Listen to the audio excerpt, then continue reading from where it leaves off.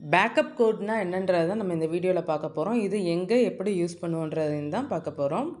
Google service, Google product use பண்ணும்போது 2 step verification பண்ணியிருந்தோன்னா நமக்கு Google prompt வரும், எஸ் ஆர் நோன்னு சொல்லிட்டு. சில நேரங்களில் வர லேட் ஆகும். அதுக்கு பதிலாக ஆல்டர்னேட் மெத்தடில் நம்ம இதெல்லாம் யூஸ் பண்ணிக்கலாம். நம்ம க்ரியேட்டர்ஸாக இருக்கும்போது ப்ரௌசரில் யூடியூப் சைன்இன் பண்ணும்போது நம்மளுக்கு இந்த ஆப்ஷன்ஸ்லாம் காமிக்கும். அதில் ஒன்று தான் பேக்கப் கோட். நம்மளுக்கு கனெக்டிவிட்டி ப்ராப்ளமில் இருக்கையில் இந்த பேக்கப் கோடை யூஸ் பண்ணிக்கிறலாம் சைன்இன் பண்ணுறதுக்கு.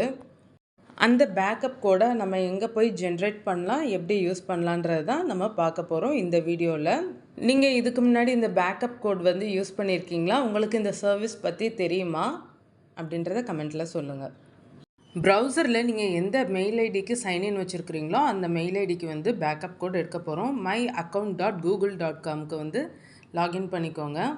போயிட்டிங்கன்னா உங்களுக்கு இந்த மாதிரி தான் ஷோ ஆகும். ஹோம்க்கு கீழே செக்யூரிட்டி இருக்கு இல்லையா, அதை கிளிக் பண்ணிக்கோங்க. உங்களுக்கு செக்யூரிட்டி ஆப்ஷன்ஸ் எல்லாமே லிஸ்ட் அவுட் ஆகும். அந்த மெயிலுக்கு நீங்கள் எந்த ரெக்கவரி மெயில் கொடுத்துருக்குறீங்க, ஃபோன் நம்பர் கொடுத்துருக்கிறீங்கன்றது எல்லாமே ஷோ ஆகும். அது கீழே பேக்கப் கோட் இருக்கும். பேக்கப் கோட் கிளிக் பண்ணிங்கன்னா உங்களுக்கு அகைன் கன்ஃபர்மேஷனுக்கு உங்களுக்கு அந்த மெயில் ஐடி பாஸ்வேர்டு கேட்கும். அதை கொடுத்து நீங்கள் போயிட்டிங்கன்னா உங்களுக்கு பேக்கப் கோடு ஜென்ரேட் ஆகும். பேக்கப் கோடு உங்களுக்கு காமிக்கும். சேஃபாக வச்சுக்க சொல்லி உங்களுக்கு பிரிண்ட் ஆகிருக்கும். இங்கே எத்தனை நாள் நீங்கள் எடுத்துருக்கிறீங்கன்னு சொல்லிட்டு கோட் ஷோ ஆகும். பிரிண்ட் கோட், டவுன்லோட் கோட் 2 ஆப்ஷனுமே இருக்கும். இந்த மாதிரி தான் கோட் இருக்கும். 10 கோட் இருக்கும். ஃபர்ஸ்ட் கோட் நாங்கள் யூஸ் பண்ணிட்டோம் செக் பண்ணுறதுக்காக.